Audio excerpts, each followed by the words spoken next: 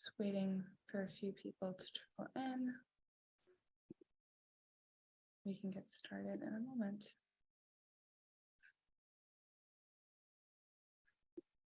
Just waiting for a few people to trickle in.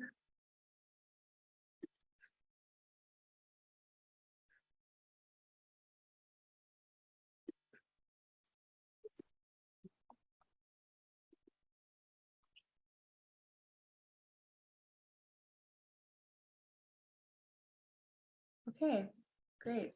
I think we can get started. Hello, everyone. My name is Audrey Bolus. I'm the Senior Programs and Communications Associate at the Tahrir Institute for Middle East Policy, or TIMEP. It's my pleasure to welcome you to our newest virtual panel, Sudan's Military Coup, 1 year on. Nearly 1 year after General Abdel Fattah al-Burhan seized full control of Sudan's power-sharing government in a military coup, international initiatives to set Sudan back on track toward a democratic transition have little to show for their efforts. Multilateral processes that aim to build a consensus around a political process have failed to meaningfully engage key pro-democracy groups in Sudan, which have varied perceptions of and levels of trust in international actors.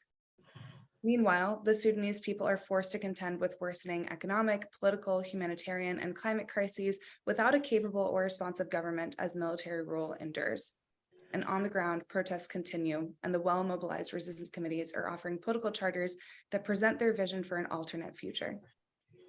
Today, our panelists will examine questions such as, how has Sudanese civil society and the opposition been organizing against the military on the ground over the past year? What can international actors do to effectively strengthen Sudan's pro-democracy movements? And importantly, how can current and future international mediation processes be reimagined and restructured to forge a path to civilian rule in Sudan? Before we begin, I want to remind our audience of a couple of things. As always, today's conversation is being recorded and will be shared widely after the panel. You can follow along and live tweet with us using the hashtag #TimeUpEvents, and we invite our audience, of course, to submit questions using Zoom's Q&A function at any time. So without any further ado, it's my pleasure to introduce today's wonderful moderator, Matt Nashid. Matt covers the MENA region with a focus on Sudan. Over the last decade, he's reported for a number of media outlets and policy-oriented publications such as Al Jazeera English, New Lines Magazine, Time, World Politics Review, and TimeUp.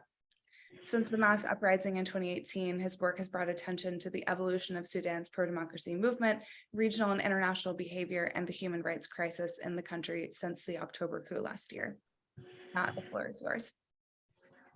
Hi, everybody.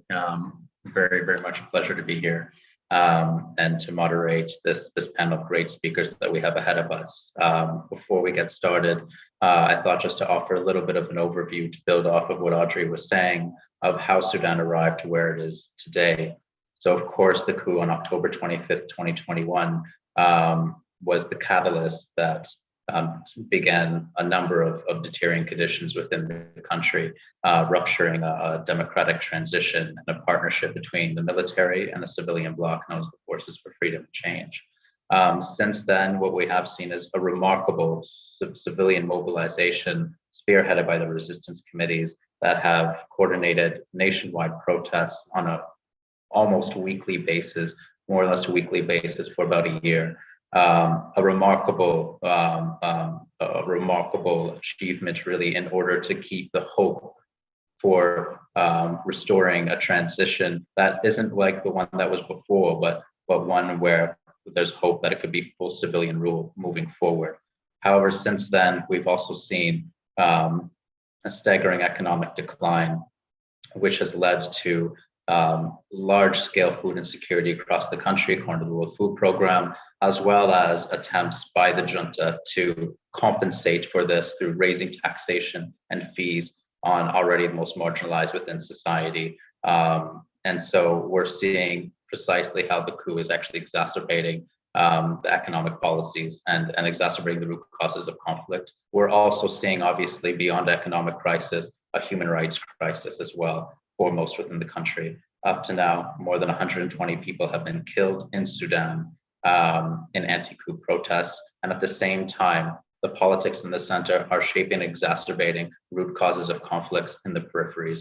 And we've seen that with bouts of violence emerge over the last year in Darfur, particularly in West Darfur, and as well within Blue Nile, and actually just very recently in Blue Nile as well. But at the same time, over this last year and the ongoing civilian mobilization, and at the same time, the politics of the coup and what has resulted from the coup, I think has showed us all one thing, and that is that stability in Sudan will not and cannot be brought through the barrel of the gun. And the best chance for that is actually a genuine democracy that is shaped by the Sudanese people themselves. With that, why don't we get into our speakers right now and start the discussion. I'm very eager to listen to everybody.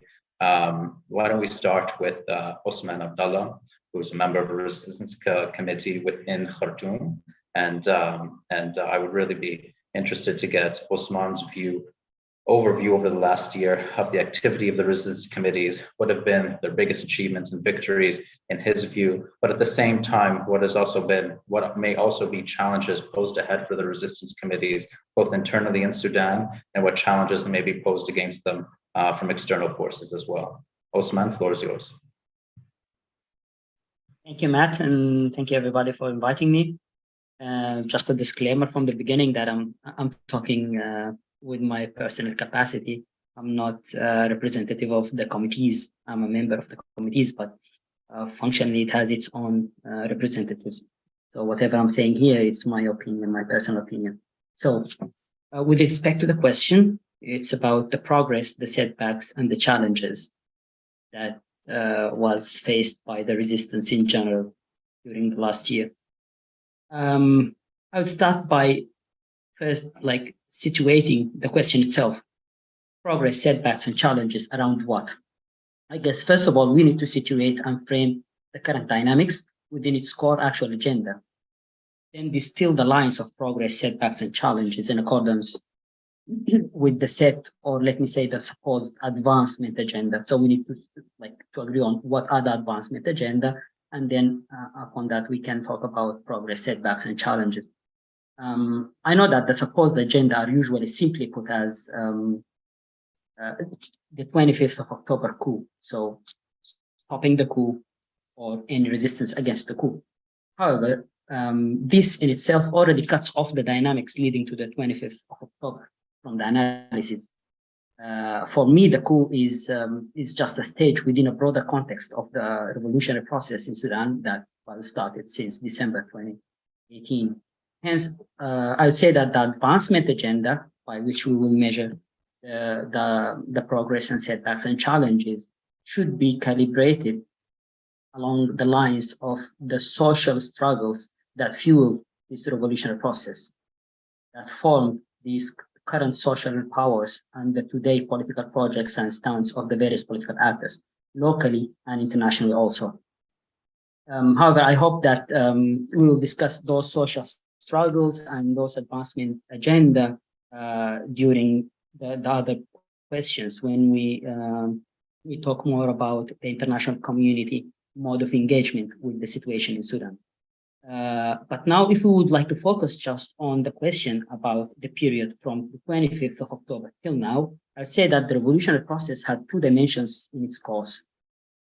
The first one is to arrest or put in halt the coup process itself, and the other dimension is to build its own distinct alternative that answers the underpinning social struggles, what we call in the resistance committee's charters, the people's power. So those are the two dimensions by which we will try to look into what are the progress points and what are the lines of setbacks and the challenges ahead.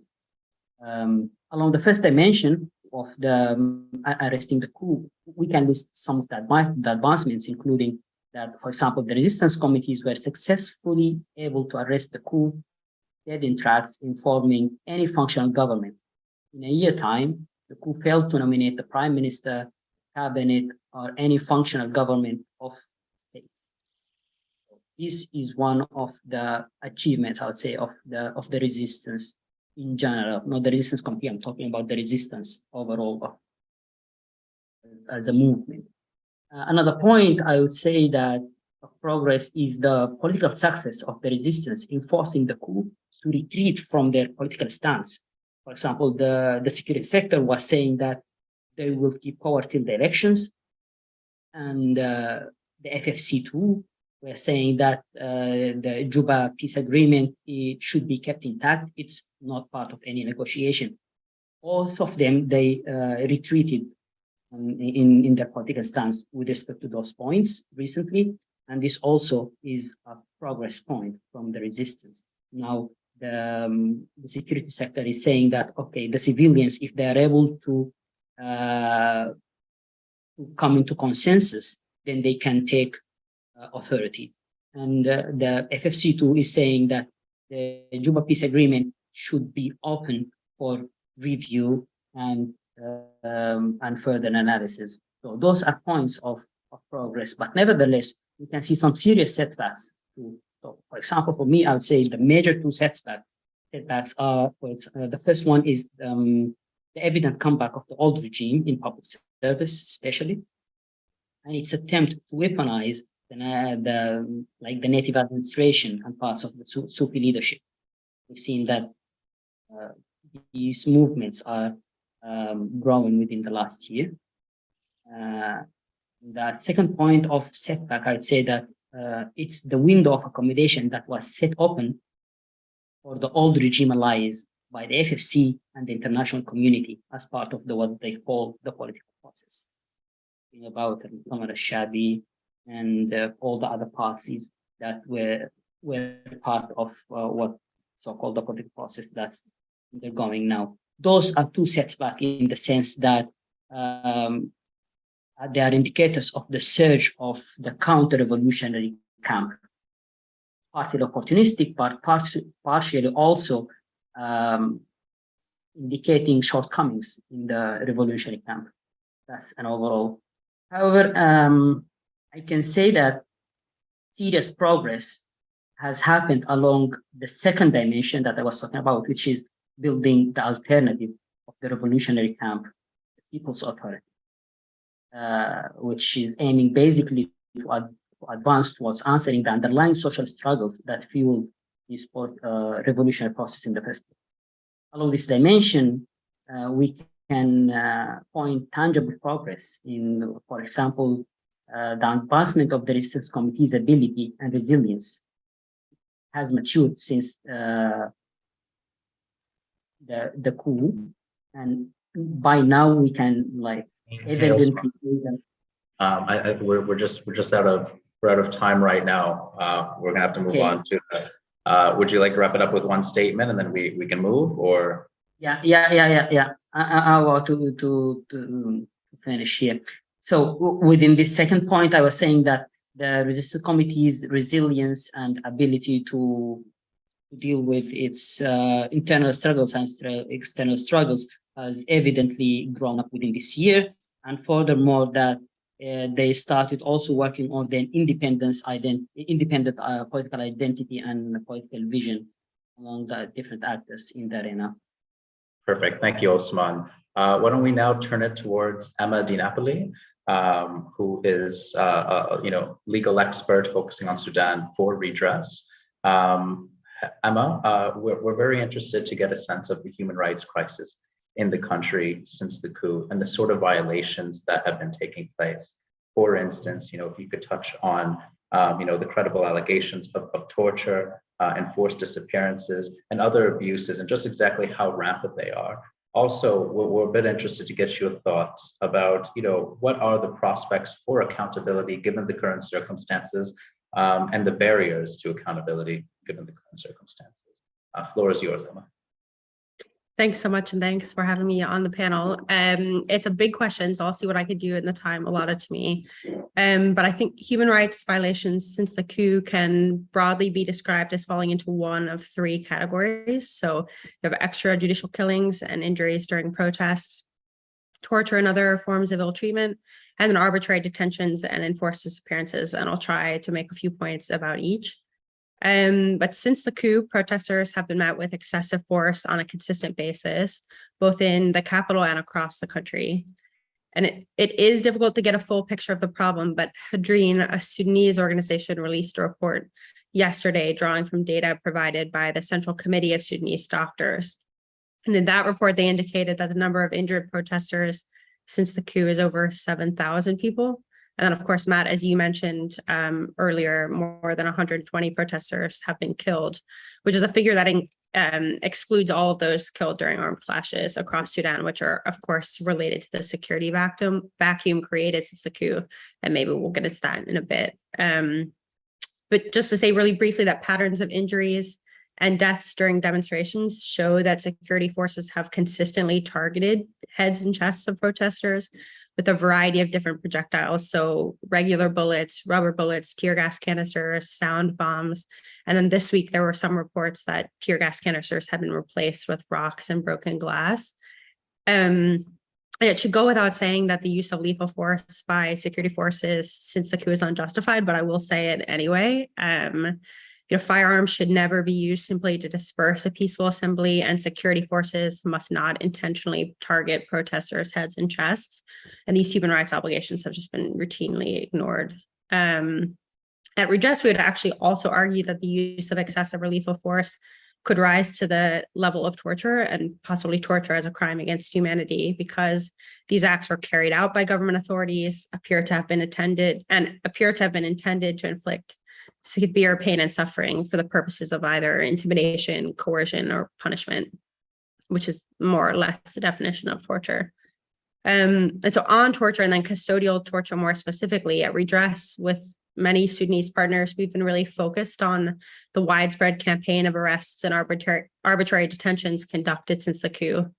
Again, it's hard to get a full picture of the problem, particularly outside of Khartoum. But we know that at least 1,200 people have been arrested since October of last year, and I'm sure that figure is much higher in reality. And from our perspective, my perspective, almost all of those arrests are arbitrary. So human rights standards say, and bodies say that all arrests or detentions that are conducted as punishment for the legitimate exercise of rights are arbitrary, and those rights do include the freedom of assembly or freedom of association. So by that definition, arrests of people on the basis of their membership in a resistance committee or participation in protest would be considered arbitrary. Just to say that a vast majority of those arrests conducted since the coup have been conducted under Sudan's emergency laws. And many individuals whose cases Redress has worked on or is familiar with since the coup, many people have been subjected to torture either while in detention or on their way to being detained in a police station or detention center. So we've heard countless cases now of individuals held in solitary confinement or denied urgently needed medical treatment. And then in just a single case that I'm thinking of, we received information that a detainee was sprayed with cold water while sleeping, beaten for hours while in the sun, threatened with rape, and beaten with sticks and electric wires while blindfolded. And I apologize for that litany of abuses, but just to say that this torture is not isolated and is really a continuation of Bashir-era practices. The last thing I wanted to flag on the torture issue was that some detainees have been tortured into confessing to crimes, including the killing of police or army forces. And I'll talk a little bit about that in a second. The vast majority of this information on torture has been Khartoum-centric, but that's not to say that torture hasn't occurred in other parts of Sudan. There are just kind of less reliable referral pathways for information. Some of those arrests are considered enforced disappearance, and maybe in the Q&A we can get into what an enforced disappearance is under international law, but I just wanted to highlight that these incidents are not isolated either, and some disappearances since the coup have lasted up to 3 weeks or even continue now. And again, this was a common pattern under Bashir, and very troubling that they continue now. I think I have time to just highlight too that the use of emergency or summary trials to punish protesters and activists, including minors, has also been a problem since the coup. And most recently, or at least perhaps most prominently, there are several ongoing cases against the individuals accused of killing security forces, some of whom allegedly confessed under torture. And Redress has reported on this recently, but under international law, any confessions or any evidence extracted through torture has to be excluded from ongoing legal proceedings. So this isn't a discretionary exclusion, it's a mandatory exclusion under international law. Although it's not that right, it's not protected under Sudanese law. And medical examinations must also be conducted to investigate allegations of torture, whether in the context of legal proceedings or otherwise.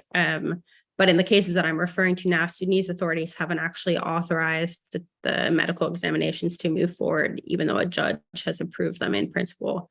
And this is another really big issue, and another issue that's not new to Sudan.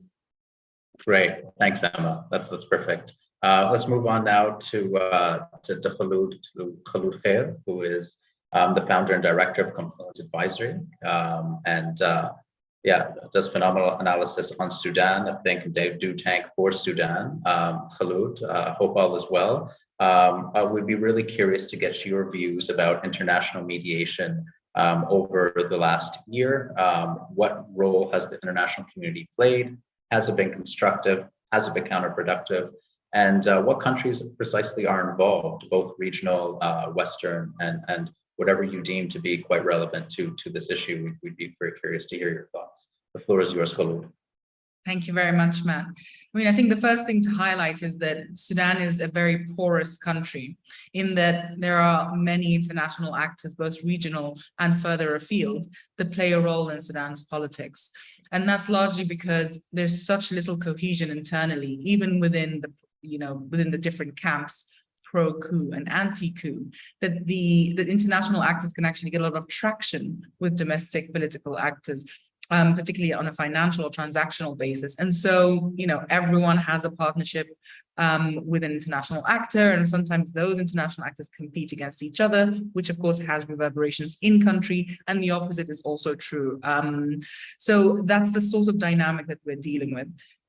I think it's important to sort of start off from when the coup itself happened. On the 25th of October of last year, when the coup took place, the sort of first international body to respond was one of the first international bodies to respond was the United Nations mission here in Sudan, UNITAMS, in that the SRSG was engaged in shuttle diplomacy between the different groups, specifically between the Prime Minister and some of his civilian allies. Of course, the Prime Minister was in detention then, and with the generals.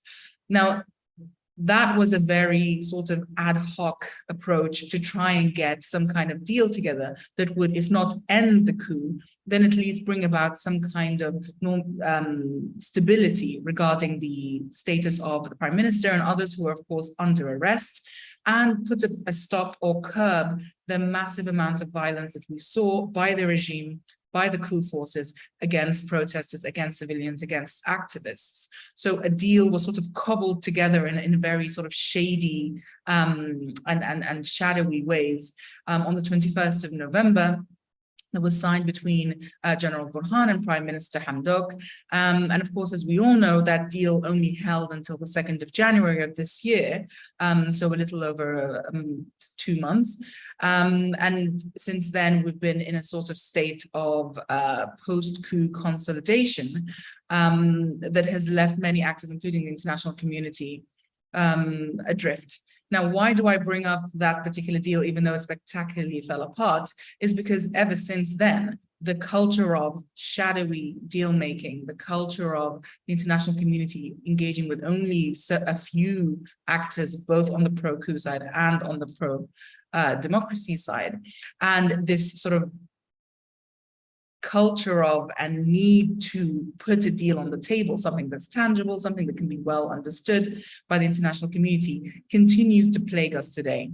So as soon as the Prime Minister resigned on the 2nd of January, well, let's say 6 days later on January 8th, the same SRSG launched a political facilitation process single-handedly. In other words, UNITAMS undertook that process, but of course, that very quickly faced many challenges. Why?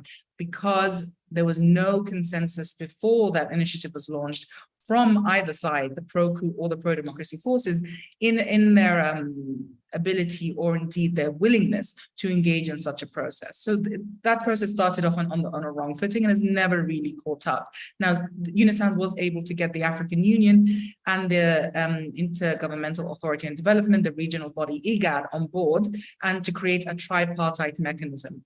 That mechanism, since about February, has been trying in numerous ways to get different actors to sit together and to create some kind of consensus. But all of this has functioned within the sort of the broader framework that very much suits the military, and the military has been able to call the shots.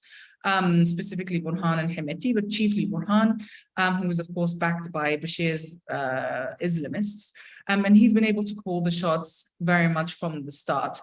And that, of course, has immediately been able to alienate genuine pro-democracy forces, for example, the resistance committees, unions, and others, from joining this process. This process has never really made itself relevant to the political forces in this country that actually are the most well-positioned to push for civilian democratic rule. And so it's always been lagging behind. Now, of course, there are serious issues within the tripartite mechanism itself, in that all of these different groups don't want the same thing. And indeed, IGAD is headed currently de facto by General Burhan himself. So you can, of course, see a conflict of interest. But beyond that, the way that IGAD assumes it can maintain its credibility whilst it has a coup leader as its head is, of course, gives a lot of pause to what extent that kind of institution can really be pushing for civilian democratic rule.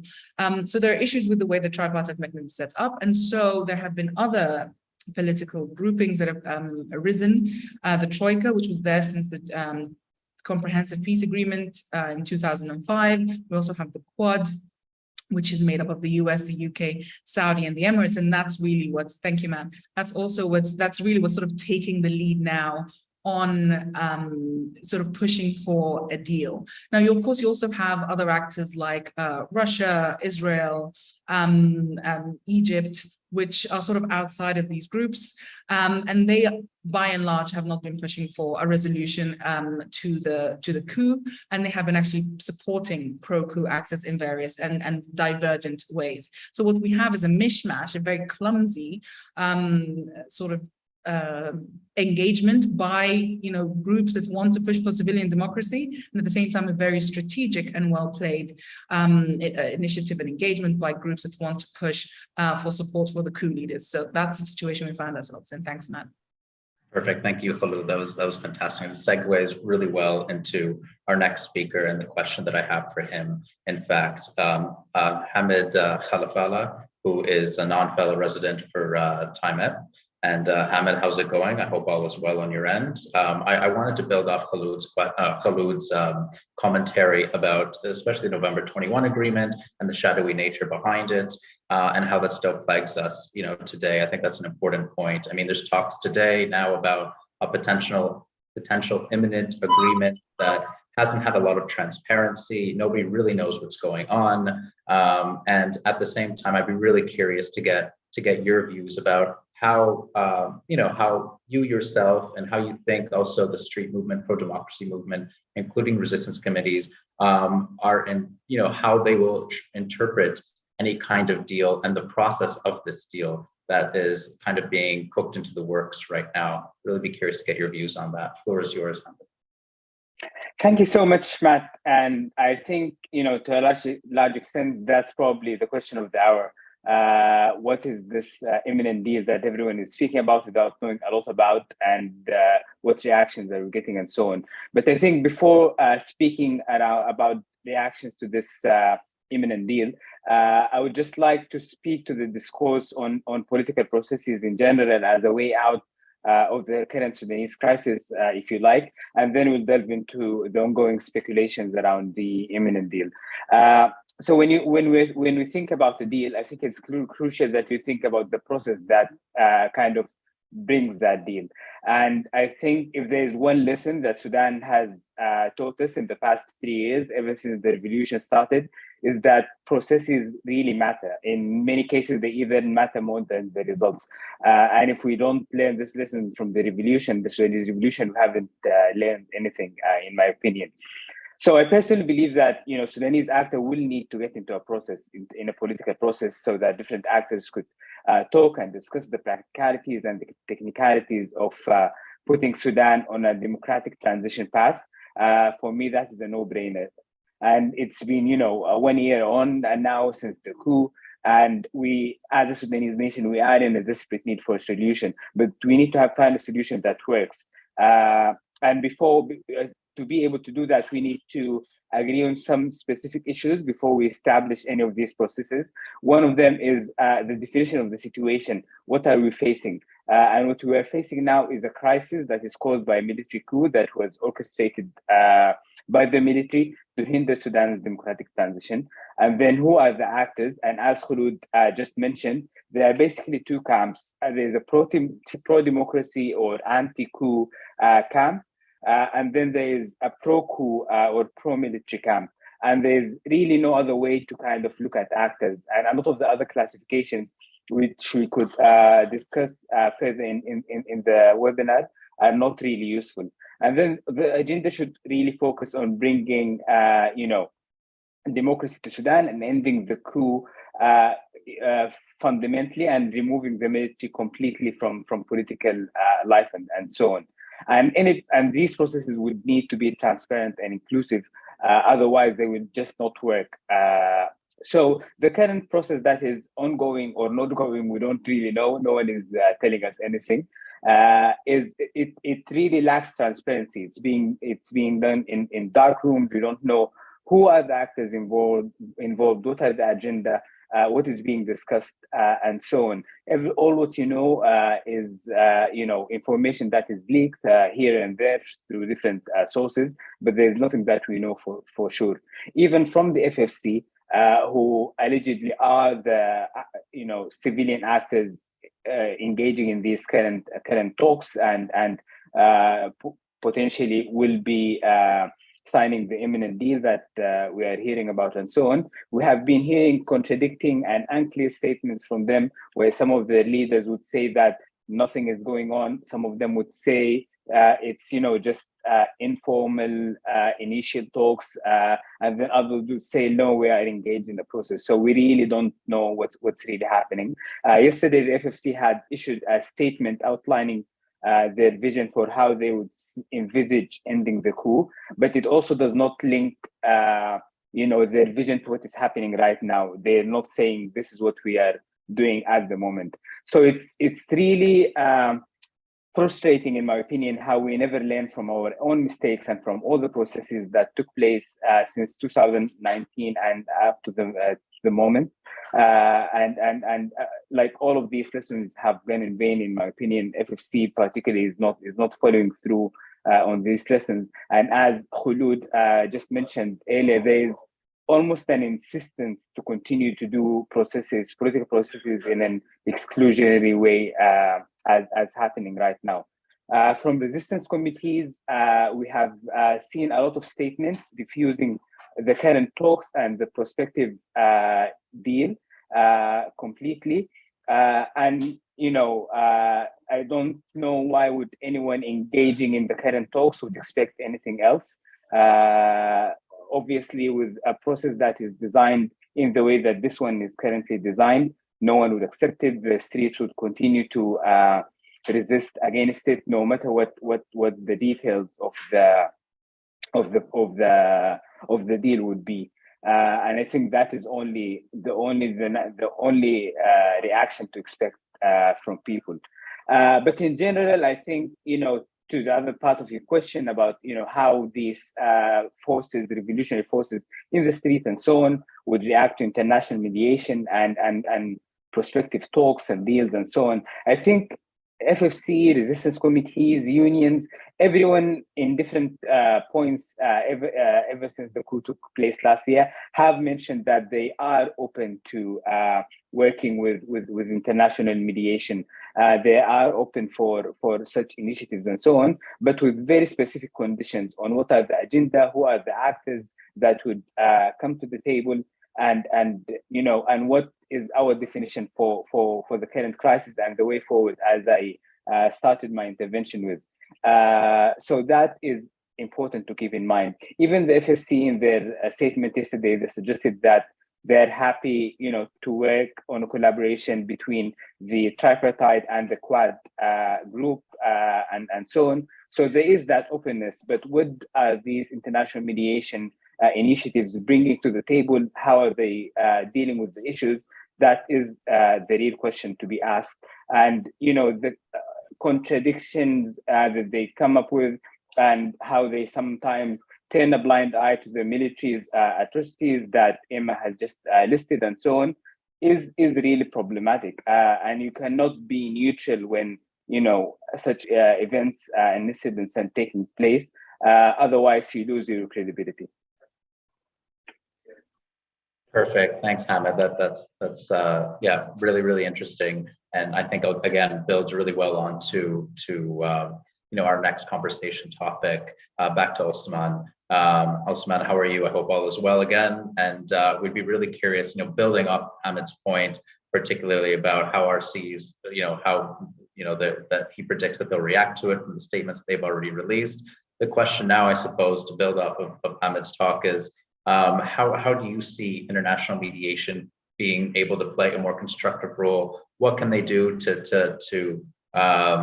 what are the specific conditions that you think RCs would be willing to see international mediation play precisely, if they play a role at all? And what do they have to do first to restore, to begin to restore this trust deficit and a sense of credibility with the street movement and pro-democracy movement? Floor is yours, Osman.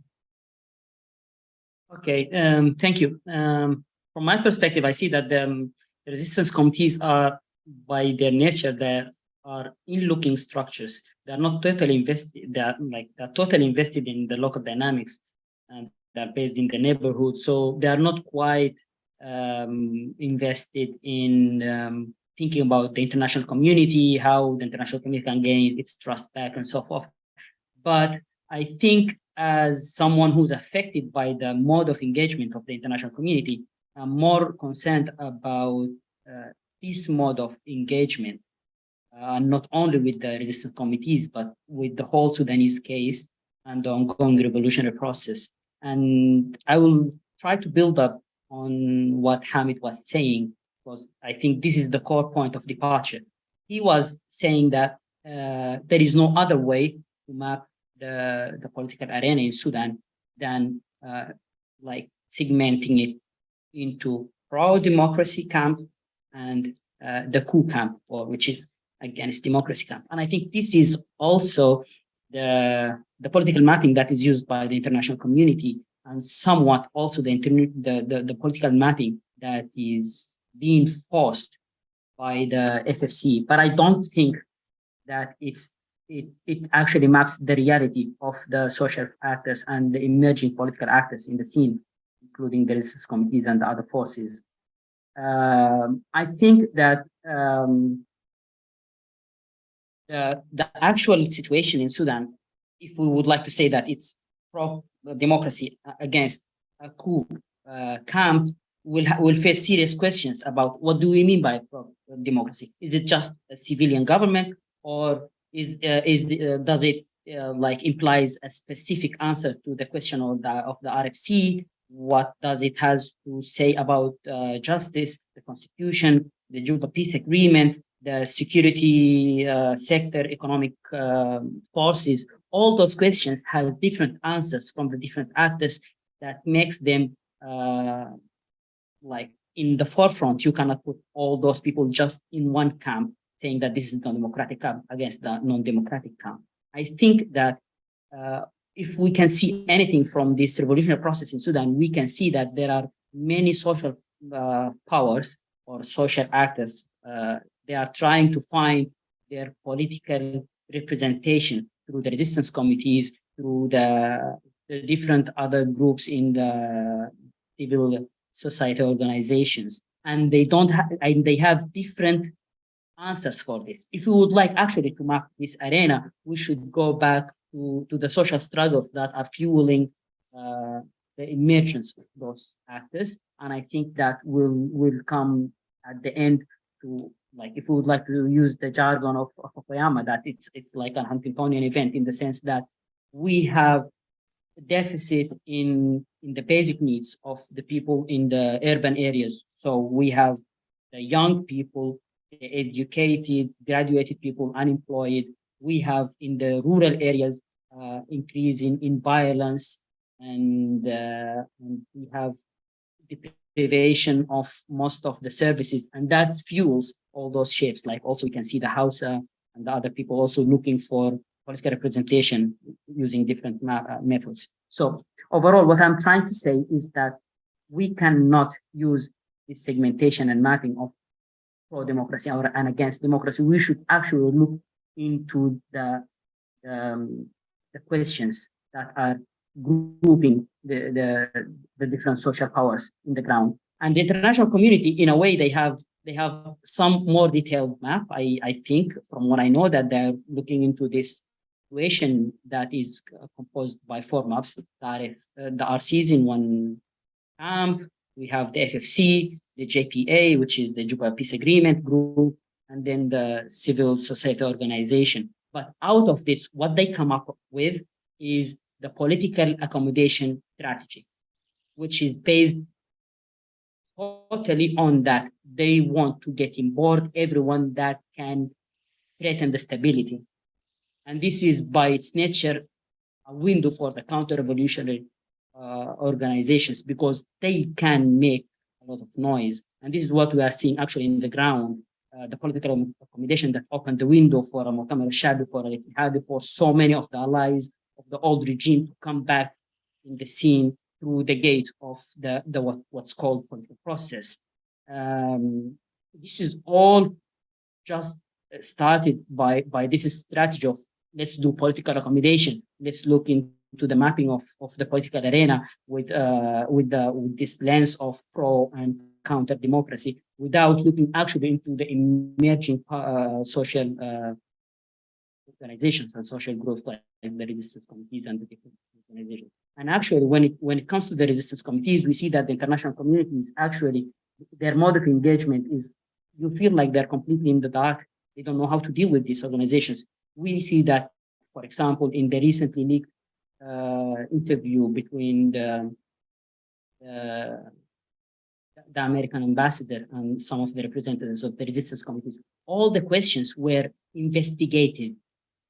They were not discussions, they were investigative. He was trying to look into the resistance committees, see whom they are contacting, how they are dealing internally, what are their next steps in terms of the charters and so forth.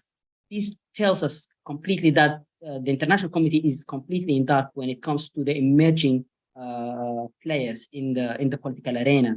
So I would say, if there is any alternative that I can suggest for the international committee to change their mode of engagement and maybe gain some credibility, it would be just safeguard the internal dynamics of Sudan from external dynamics from the regional powers, and try as much as possible to learn from what's happening in Sudan, rather than imposing their view of pro and counter democracy. Perfect. Thank you, Osman, for that.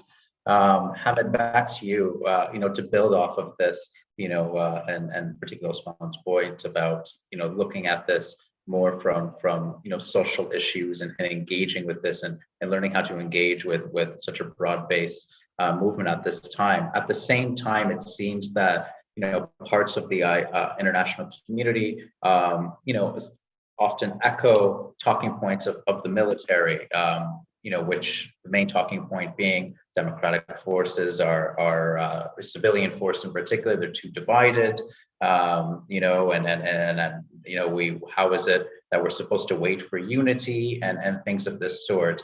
How, in your view, how mistaken or harmful or maybe misguided is this frame of reference when looking at civilian forces and particularly the street movement in the country? And do you have a suggestion of maybe a better frame of reference that the international community could apply in order to better grasp the situation of the diverse forces in the country that are trying to realize full civilian rule? Floor is yours again, Hamid. Thank you, Matt. And Usman indeed does make very important points, and I think this question links quite well to what he mentioned. And I think indeed it is important to look into the diversity within the actors that are called pro-democracy or anti-coup or so on.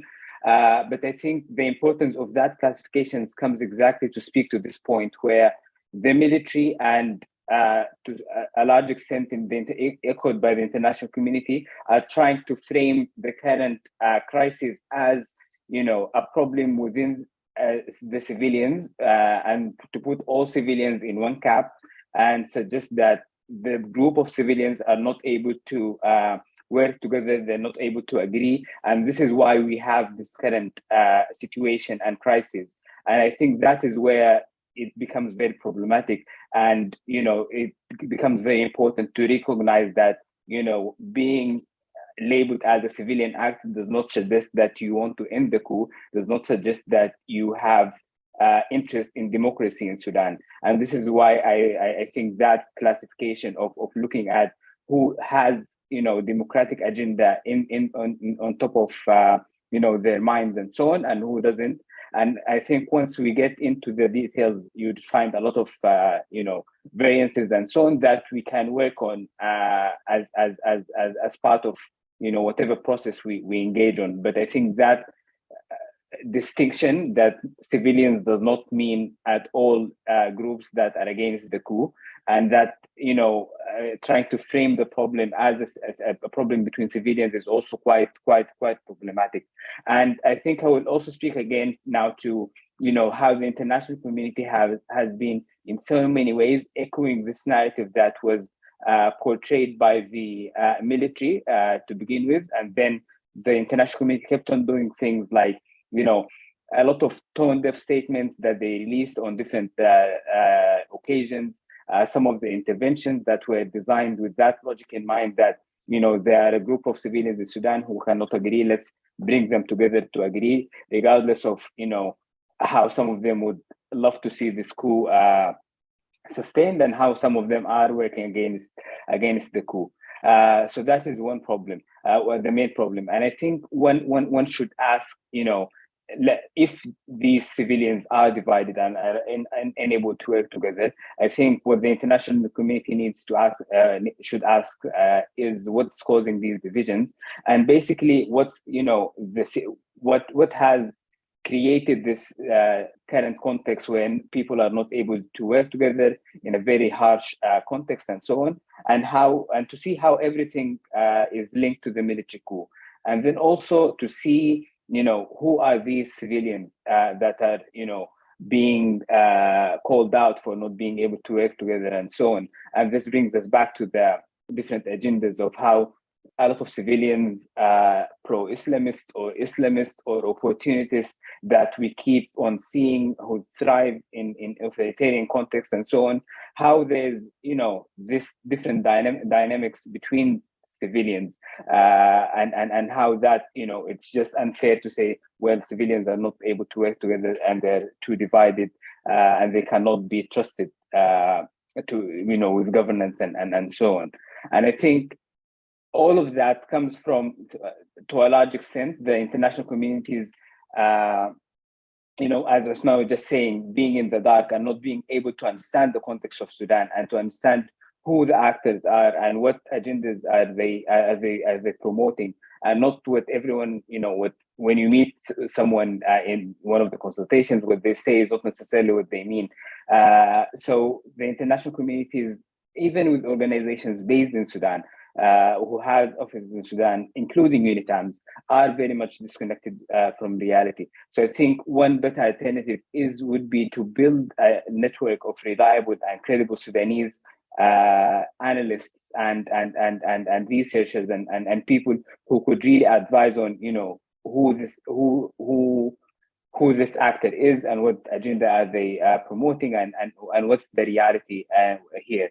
And I think one other thing that is very important is that when designing processes or engaging with processes, to start engaging with actors early on in the process from when they're designing it, not to design it in the dark and come up with a process and say, okay, this is the process and you guys engage. And when people do not engage with it, they're called, called out for being divided and not able to work together. So that's also another problem.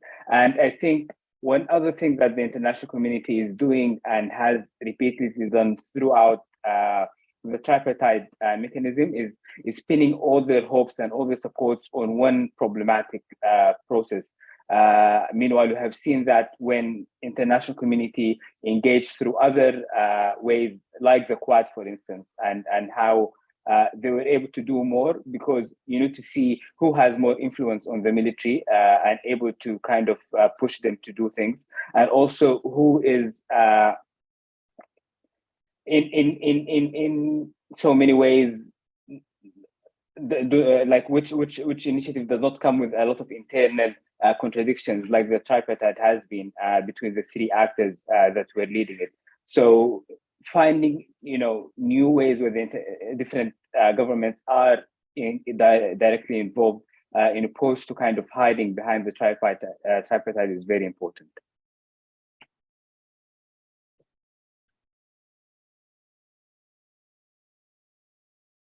Perfect. Thank you. Thank you very much for that.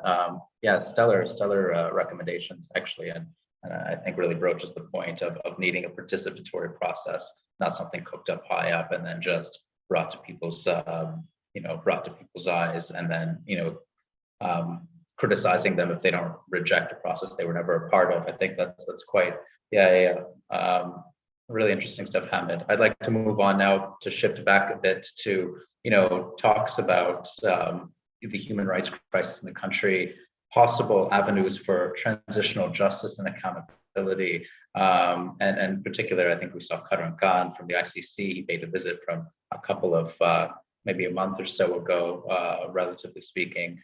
The date escapes me. But Emma, I'd like to redirect to you and talk about, get your thoughts about what are the prospects for transitional justice in the country, both related to obviously the case in Darfur and the killings and state-sponsored massacres that took place in Darfur, but also in respects to all the violations that you laid out to us since the uprising revolution from 2018 until now, and since post-coup as well. What are prospects for transitional justice, and in your mind, what are barriers to it as well? Floor is yours, Emma. Thanks a lot. I think the prospects for transitional justice are intimately tied up with the prospects for democracy in Sudan. There's a real dialectic relationship between the two. I think some of you will have heard me say this before, but the story of Sudan's post-independence and post-coup politics is also one about the absence of respect for the rule of law and human rights protections. We've seen over and over again, not me personally, but people have seen over and over again, there's a pattern in which unstable, sometimes democratic or somewhat democratic governing coalitions in Sudan have been then replaced by military leaders acting to restore law and order, who then themselves behave in repressive ways and are subsequently overthrown by one group or another. And so that was the pattern that repeated itself in October 2021. Transitional justice strategies can help break this cycle in part by transforming the relationship between the Sudanese state and civil society, which has enormous institutional memory about victims' expectations and also working under a variety of different kinds of political arrangements. So in my opinion, this would in turn strengthen the stability of the state. And on the other hand, accountability for serious human rights violations and corruption would erode those practices, the commission of serious human rights violations in the future, and help establish a common narrative about what has happened. But I think in terms of the prospects for transitional justice, we have to look at some of the mistakes that were made during the previous transitional period, one of which was the prioritization of economic reforms over justice priorities. So you had, justice priorities includes security sector reform, constitutional reform, criminal code reform, and then also reparative justice or retributive justice, whatever you want to call it. This isn't a problem that's unique to Sudan. It's quite common that in democratizing societies, victims will, for obvious reasons, expect rapid justice that would come typically in a courtroom. And then internal and external political actors will prioritize stability, including economic stability, for the sake of what they would see as long-term peace. And you end up with this kind of false dichotomy between peace and justice, which is really unhelpful. And in Sudan and other places, long-term stability or peace kind of win out, but it's not a real peace. And the second part of the problem, and I think what we saw during the previous transitional period, was that transitional justice processes are messy and really difficult to sequence. So there's no single linear path of transitional justice, particularly when you're talking about justice sector reform, constitutional reform, capacity building. They're all really interrelated and make up the whole gamut of transitional justice processes. I think what ends up happening is that's a challenge for policymakers who like linearity, and it opens up the possibility for military leaders to hijack the process, which is what Osman and Hamid have both been saying. So, I mean, military leaders in Sudan historically and most recently have used political negotiations over future transition, and even sometimes use human rights language in that context to entrench their policy preferences into new constitutional arrangements and transitional justice initiatives. So by entrenchment, I mean that military leaders might carve out broad powers for themselves under a new constitution or establish institutions that would reinforce their policy preferences, even if power was formally handed over democratically elected leaders or leaders with some kind of democratic consensus. I think this is what we saw in the constitutional document in the JPA in relation to transitional justice. And as a result, any transitional justice efforts were more or less doomed to fail, or at least to stumble. So I think the task now moving forward is to not repeat those mistakes or the mistakes of past transitional justice efforts, like those envisioned under the Darfur Peace Agreement or the Doha Agreement or Document for Peace, both of which did actually engage with various aspects of transitional justice, but were never actually able to move off of paper into practice. So I think there are really two lessons. One is again, at that process point, and less on the substance. And then on the substance point, I think the important piece is to actually, and this is really about the international community, putting real money, funds, and technical support behind critical aspects. So like the Special Court for Crimes in Darfur was a big effort that needed more technical capacity, because in the end, the only convictions that came for crimes committed in Darfur were low-level convictions for theft.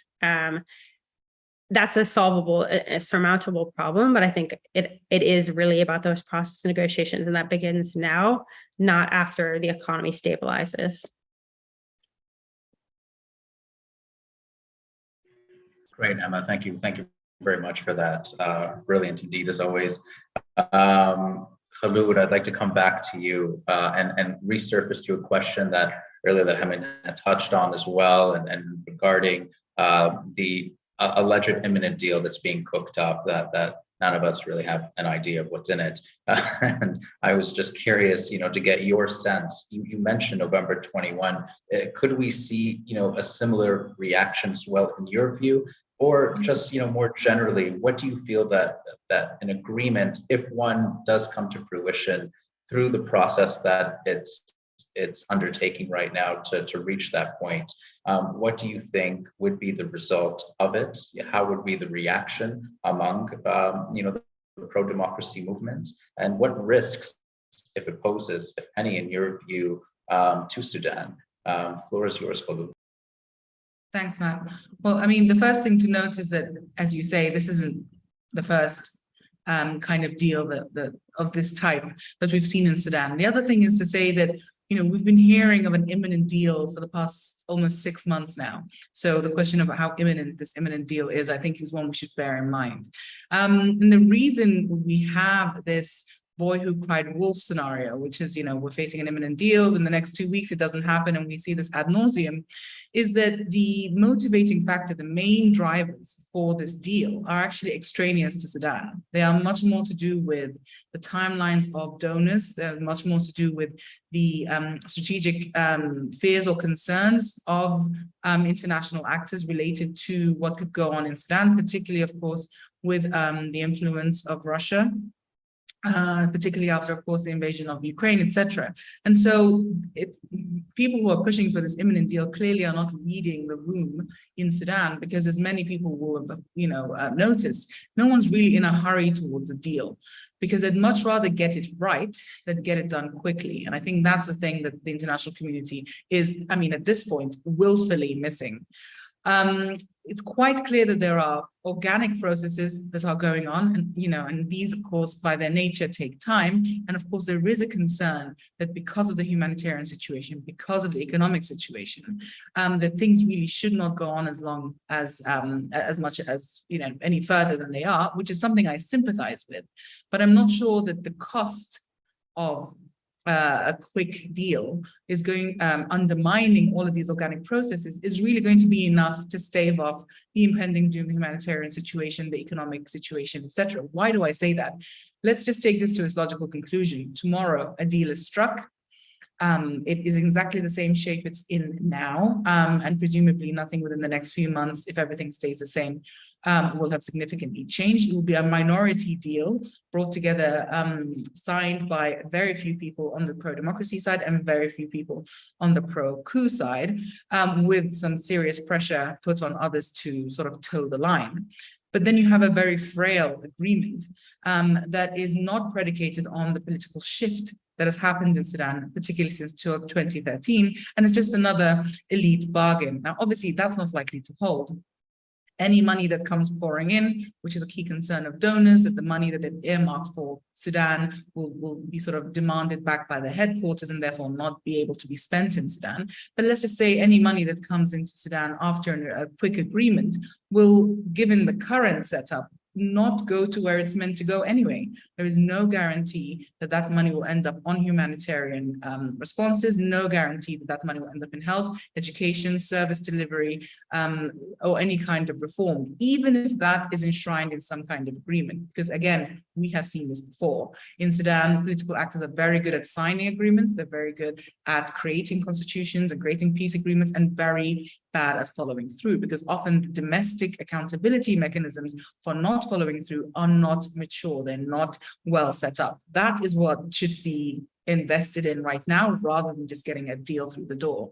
The other thing, of course, is that while we have this talk of an imminent deal going on, this very much obfuscates all the other political processes that are going on and all the other, organic or otherwise, that might actually have a better chance of bringing about the kind of consensus that we're looking for. So what we see now, which is a very sort of comical thing, is that talks of an imminent deal are taking place at the same time as mobilizations by resistance committees, unions, and other, and there's absolutely nothing between them. There's nothing that brings these things together. There is not a genuine process or an overall framework within which both of these very disparate tracks converge. And so what we have essentially are two very different discussions. And of course, within that, what you're creating is essentially the kind of conditions for a deal to fall through very quickly, which suits the military quite well.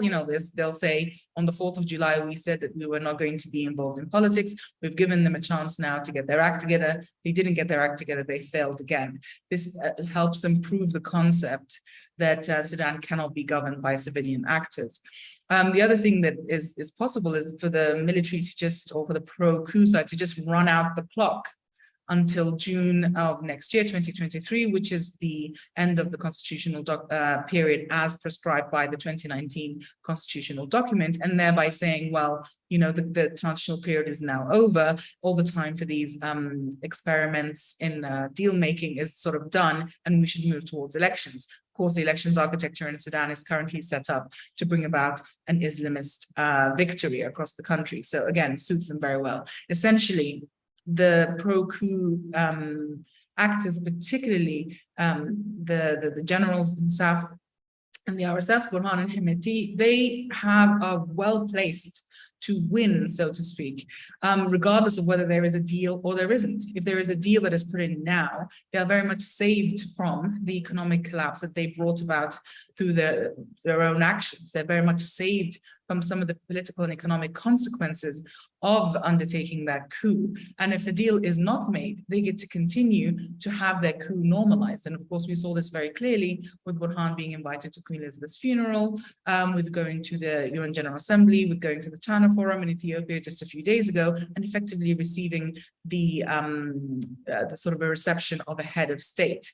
So, the political system in Sudan right now is not really geared up to support, to support genuine civilian democratic norms and transformation. And this quickie deal making absolutely falls into that. What I think should be invested in is creating the link between pro-democracy actors and their street.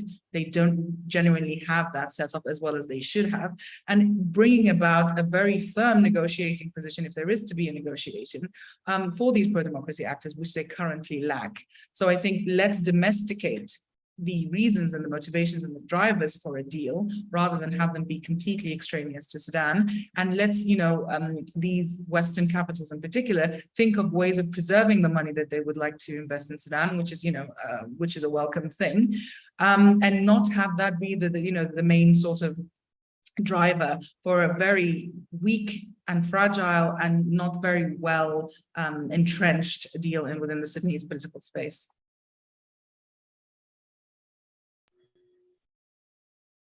Great, thank you very much for that, Khulud.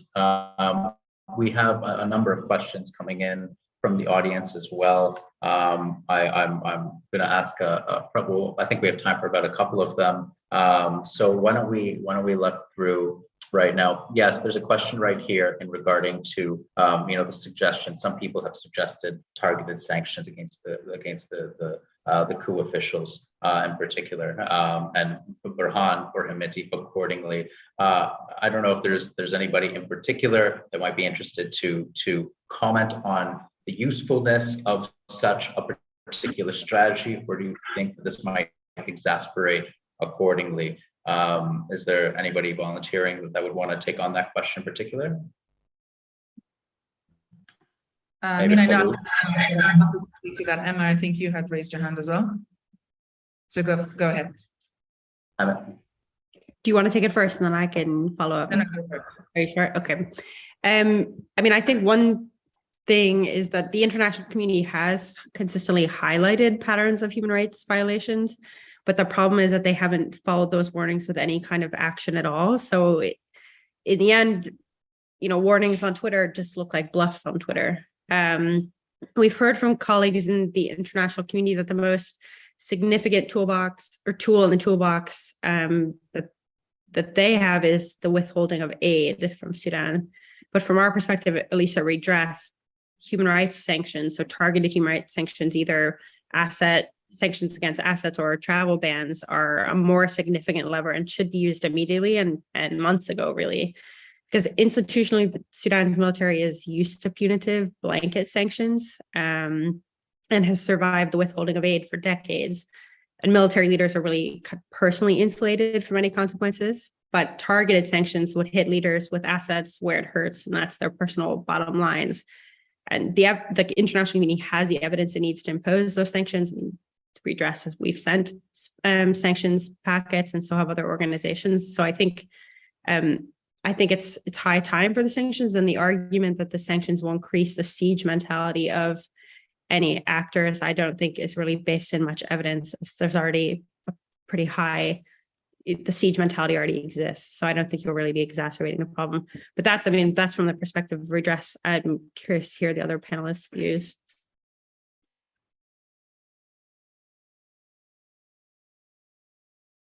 I'll just jump in then, Matt, if that's okay. I think the thing about sanctions is that they're quite satisfying. We want to see a malign actor sort of be hit with some kind of punitive measure, but realistically, they only work reasonably well if they lie within a strategy. And there is no, international actor at the moment that's in a position to put these sanctions on Sudan, for example, chiefly the US, that has a strategy for Sudan. It's very much an ad hoc approach to their foreign policy. What we also see is a division within, let's say, the US administration or the US government, where you have Congress, who's quite happy to entertain the concept of punitive sanctions, but at the same time, the State Department has been quite unwilling to action those in a meaningful way. Of course, we saw the sanctioning of the Central Reserve Police, which, while symbolic, has no true meaning because they don't actually hold assets in a way that would make sanctions effective. There's also, of course, the issue of hitting, let's say, Burhan and Hemeti with sanctions would actually hurt Burhan more because more of his economic interests fall within the formal sector, the formal economic sector, whereas Hemeti would, to some extent, be able to escape the impact of those sanctions because most of his activity happens outside of the formal sector, where sanctions have very much a different, will have very little impact. So it's those kinds of things that need to be considered before we really sort of action any kind of sanctions, but I do think it should be kept on the table because symbolically, just mentioning sanctions as a possible punitive measure can move the needle with some malign actors. Great, thanks, Lou. We also have another question here from Abdel Fattah, directed to you as well. This is regarding, and others, you know, if we can divide this time as well, if others also want to comment on this. But it's in reference to, you know, the constitutional draft that was drafted up by the Sudanese Bar Association, and what is, I suppose, you know, what is the potential of this being a constitutional document that can, you know, garner wide support and establish a restored transition for full civilian rule. I'd be actually curious to get maybe a couple of minutes from Khaloud if you want to comment on this, and then perhaps Osman or Hamid, you guys maybe could comment a little bit from the perspective of the street on this as well, if you guys would be interested in that. Thanks, Matt. If we say broadly that the next transitional period could be predicated on three things, the constitutional document can be one of them, but you still need a political declaration, and then you also need agreement and guarantees around the three sort of key issues that keep us in this coup transition cycle, which are security sector reform, transitional justice, and financial accountability for financial crimes and corruption. So the constitutional document will only be one part of that. I mean, so far, I would say it's a good start in that it was done by a technocratic body, but I don't think enough has been done on this in terms of process, but also in terms of content. That means it's really sort of setting up the next transitional period well. For example, this constitutional document says that the military is the guarantor of the constitution. Now, of course, already there, we see there's an inherent conflict, let's say, in that the very people who often undermine the constitution cannot therefore be its guarantors. What this means is we need to invest in other institutions, for example, a parliament, even if it's a transitional one, that would be then the guarantor of the constitution, and that would actually enable much more stringent, much more sort of possible ways of shifting the dominance of the military. Great. Osman or Hamid, either of you be interested in commenting a bit on this as well? Hamid, Go on, Hamid. I'll talk after you. Okay, thanks. I think, you know, as Khaloud said, you know, having a group of technocrats and people with technical capacity and so on coming up with this draft and so on is a positive step in general. But I think when you look at the politics around this document and you know how it's being used and how it was formulated and so on, there are a lot of issues that we need to think about. For instance, there are other actors who have been engaging in processes to come up with constitutional and political charters, like the resistance committees many months ago. Why is this process not talking to these processes from the initiation, from the design? Why is it being done in isolation? And then when you think about, you know, taking this charter forward, constitutional document that was proposed by SBA or other actors and so on, I think one important question, and to think about, you know, whether it would hold or not, I think one important question to ask is who is essentially the actor that has sustained resistance against the coup and has allowed us to be discussing this today. I think if it wasn't for the resistance committees, a government would have been formed many months ago. The international community would have moved on. Things would have been back business as usual and so on. But that is not the case because of the resistance committees. So I think any political process or constitutional charter that people want to sign that does not really bring on board the resistance committees and take the political documents that they have been producing very seriously is not going to hold. Osman, would you like to offer a couple minutes of thoughts as well? Thank you for that. I'd like just to continue also around the point that Ham started, that basically this document, we can look into it from one of two dimensions. The first one is who has the credibility to draft or at least facilitate such process. And this is more important in my point of view. It's more important than the details inside the document itself, because as Hami said, we have many other documents. And here specifically, we can see that the resistance committee has a negative hand against this document and what so-called by the others technocrats who wrote this document. I don't think they are technocrats, because it's not a union. We all know this. We all know the ties of this group with the FFC. We know the upper hand of the FFC shaping the process and shaping details within that document. So it doesn't have the credibility. Let any other details about the content of the document itself. And this is not just flagged by the resistance committees, also some parts of the FFC. Today we saw the statement from Haq, which is one of the political parties within the FFC. They are criticizing specifically this document and saying that it cannot be a point of departure for any political process unless it goes through another process with credible facilitation and with many details different than what we have now. So for me, overall, this document is part of the political accommodation strategy that I was talking about before, and it indeed practically opened the window for some counter-revolutionary forces to come into the political process, and it further distanced the resistance committees and other players. So I don't think it's a point of departure, and I don't think any document would be a point of departure if it doesn't have the right facilitation or body to credibly draft the document. Perfect. Thank you for that, Osman. Really appreciate it, and really important insight as well. I have another question here I'd like to pose. Maybe we can start with Ahmed's, first directed to you, from Louisa Farend. She writes on human rights crises and lack of will for accountability, condoning impunity. She wonders to you, Emma, if you believe or if you see any room for any form of transitional justice and a compromised rule of law structure in Sudan. This is her question directed at you. What forms might that take, and as a balancing act for peace and justice approaches, what might be probable in your view? This is directed to Emma right now, but at the same time, maybe after we can give 3 minutes and then somebody else might want to comment on this, we could do that as well. The floor is yours, Emma. You got the question, okay?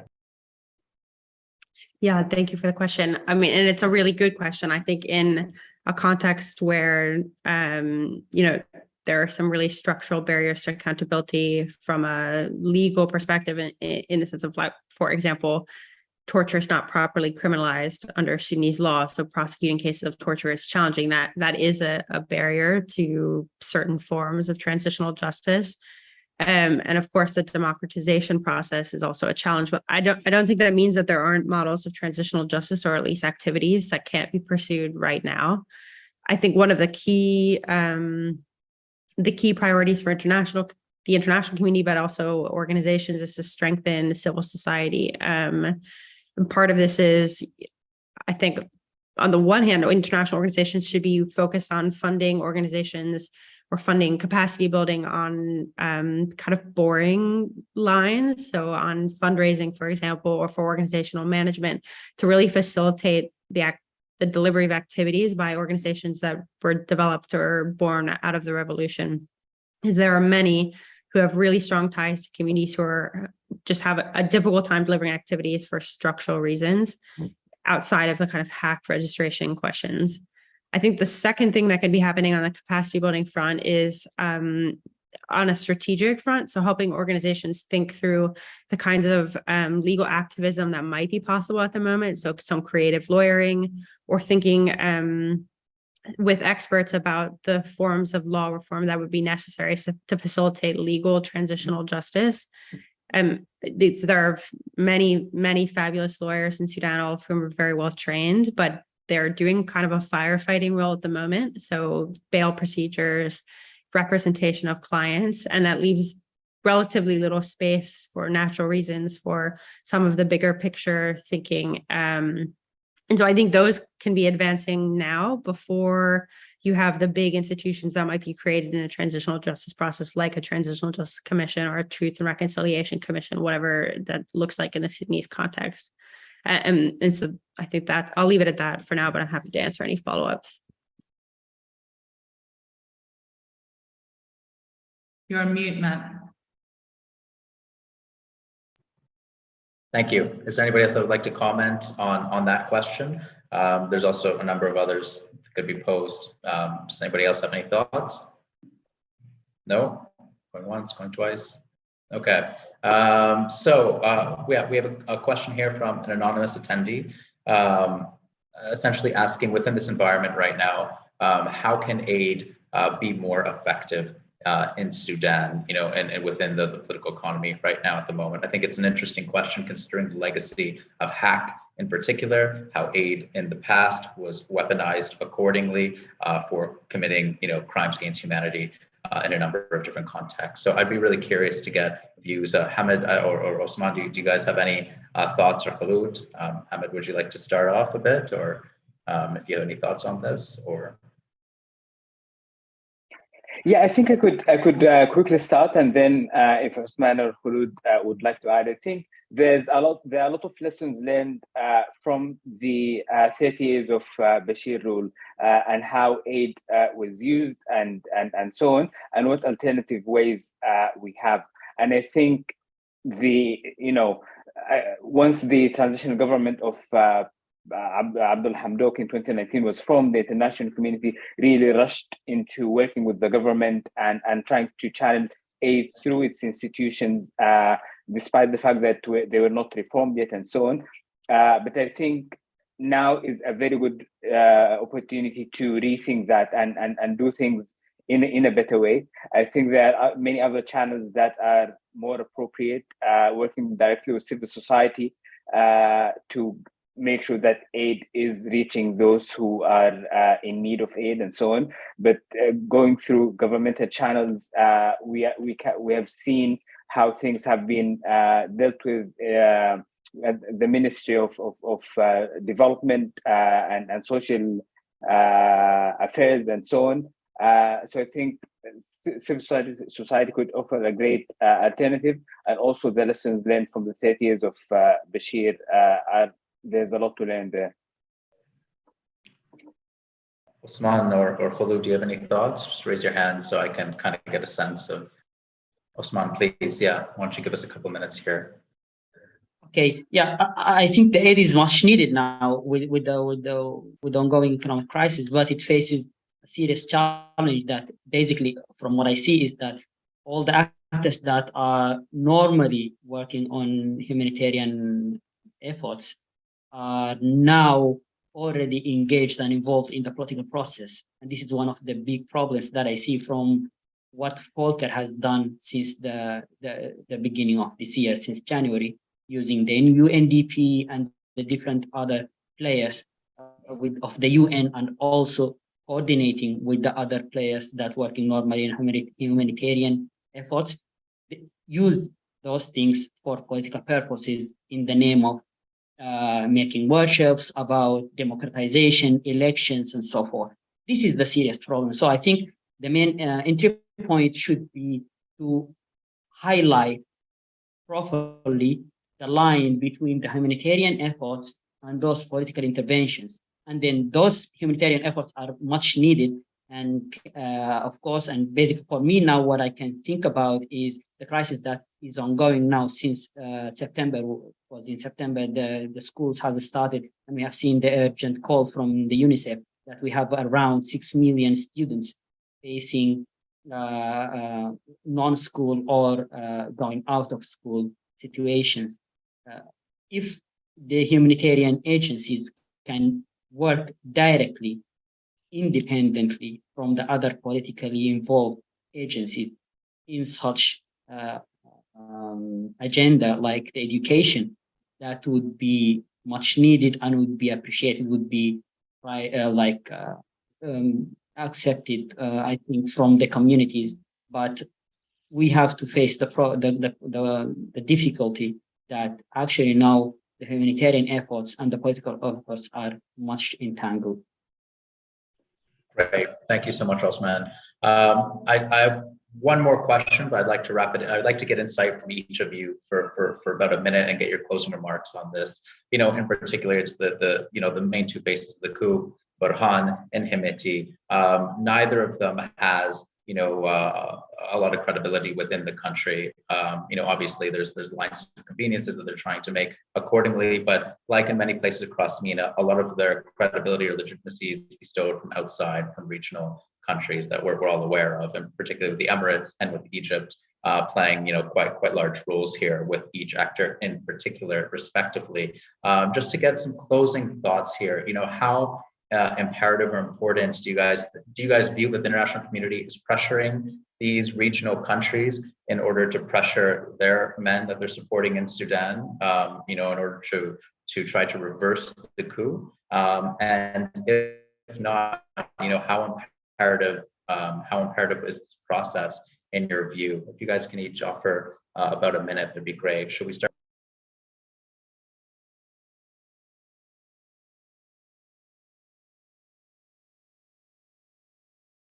Okay, I'll jump in. Frankly, what we're facing right now is a situation where we cannot guarantee, regardless of whether there is a deal or there isn't, that there will not be another coup. And while that has been the underlying motivation for the push, one of the underlying motivations for the push for a deal, it does not by any stretch of the imagination prevent that outcome. And so we really do need to rethink how we are engaging with these malign actors. And we really do need to think about the incentive structures that we use, not just with them, but those who support them, not just internally, but also in the region. And the reality is, winter is coming up. Russia's invasion of Ukraine is going to start biting in terms of energy. And the West, by and large, is going to be overly reliant on Gulf actors for energy security. So I don't think we can expect that these, Western countries, if they were so moved, would be putting pressure on those guaranteeing their energy security for little old Sudan, which, as we know, hasn't actually been at the top of the foreign policy agenda of much of the West. So I think that is a hopeless cause. What I do think we can tap into is key strategic issues that are within the interest of these Western countries that also would be served by a civilian political dispensation in Sudan. Perfect. Thank you, Khulud. Hamid, would you like to offer some thoughts? Just about a minute, if that's okay. Sorry to cut you short on this. Yeah, and I think I would agree that the international community has not been putting enough pressure on the regional and international actors who are supporting the coup, and I think in that sense they have not been stepping up to their responsibilities and to the values that they tend to promote and so on. And I think that is really problematic because the coup in Sudan, to a very large extent, is not a Sudan problem. We did not create this. Other people, some of the it is definitely implemented by Sudanese actors like the Sudanese military and so on. But the idea, sustaining it up to date and so on, all of that comes from outside, and the international community, there's a lot more to do with that regard, and so on. And I think not only not putting enough pressure in regional and international actors, giving mixed signals, like the example that Khulud mentioned earlier, inviting Burhan to the Queen's funeral, to the UN General Assembly, and so on. So I think, yeah, unless this is rethought and serious pressures are put, there would be a problem. Great, thank you for that comment. Really appreciate it. Osman, would you like to offer some thoughts, regarding the role of regional players, and also just closing remarks? You can take in either direction about what would you like to say to commence this meeting? Yeah, I'd like to link this point with the previous point that I was talking about, which is the mode of engagement of the international community. I was hinting previously that if there is any alternative for the international community mode of engagement, that should be safeguarding the internal dynamics of Sudan from the external factors. And basically the most important and strong external factors are the regional ones, because they have the capacity and the interest inside Sudan more than the European and the American interests, for example. But we can see now it's not just a problem of coordination. Now they are completely in coordination together. I think that now all the political processes that we are seeing, they are completely coordinated by all those bodies. And I can here also refer to the leaked communication, or the leaked meeting between the United States ambassador and the resistance committees. He was asked about why you do not actually put sanctions on the leaders of the coup. And he said that this is not done because they are thinking there might be a room for a political process. So they're actually using all their leverage to put those leaders in liability. And this will not help any internal process that has to do with the actual social drivers for the revolution. I think they are perfectly in line together, and they are not helping the revolutionary process internally in Sudan. Osman, I hate to cut you off, but it is time for us to wrap up. Thank you so much, Khulud, Hamid, Osman, and Emma, for such an in-depth and extremely timely conversation ahead of the 1-year mark since Sudan's military coup. Thank you, Matt, for moderating this discussion so well as well. I want to iterate to our audience that today's conversation is part of a larger body of work on and commitment to Sudan. And we certainly invite you to continue to follow TimeUp's work on mobilization, resistance, transition in Sudan, as well as the work of each of our excellent panelists that you've seen speak here today. And to our audience, thank you for joining us and contributing so much to the discussion. These conversations would not be the same without your thoughtful engagement. You can follow TimeUp on Twitter, Facebook, and LinkedIn to stay engaged with our work. You can reach out for any media requests by email at press@timeup.org, and you'll find this recording on our website, our YouTube channel, and widely distributed across our social media platforms. Finally, a huge thank you to the TimeUp team who made this event possible. Have a wonderful day, everyone. Thank you for joining us.